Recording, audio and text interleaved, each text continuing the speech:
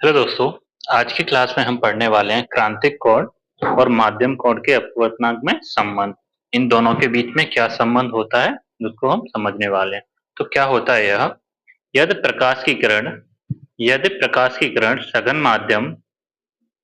माध्यम कांच से विरल माध्यम वायु में प्रवेश करती है तो कांच के सापेक्ष वायु का अपवर्तनांक किसके सापेक्ष निकाला है?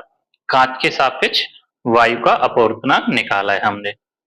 तो हम लोगों को पता है ऑलरेडी कि स्नेल्स के नियम से क्या, जो पिछली क्लास में भी हम पढ़ चुके हैं, क्या होता है स्नेल्स के नियम में?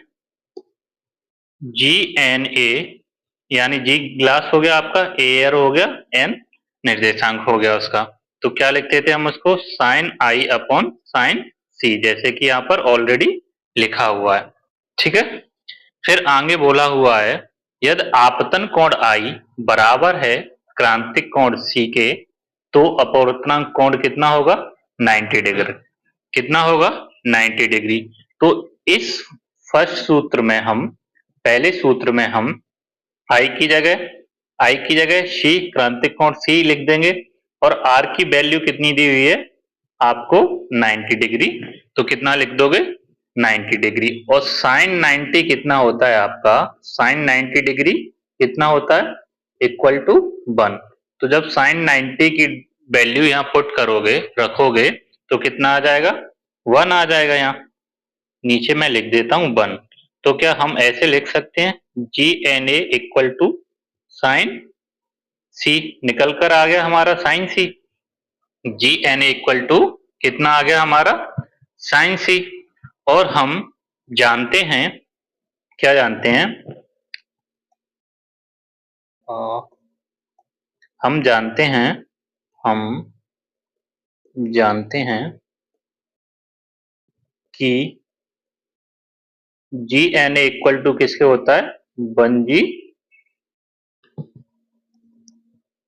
किसके होता है? ए एन जी के, जो हम पिछली क्लास में पढ़ चुके हैं कि जब ये अपॉन में आएगा तो इनका क्रम क्या हो जाता है? चेंज हो जाता है। तो जब हम जी एन ए की जगह क्या लिख सकते हैं? 1 अपॉन ए जी एन ए, तो ये हमारा निकल कर आ गया 1 upon A G N A equal to sine C. ठीक है, और जब इसका हम क्रॉस मल्टीप्लाई करेंगे तब हमारा निकल कर क्या आ जाएगा? A N G equal to 1 upon sine C. और 1 अपॉन साइन सी, तो कोशेक इक्वल टू किसके होता है? 1 अपॉन साइन सी। ठीक है, तो एक क्या है हमारा? कोशेक सी। एक मिनट,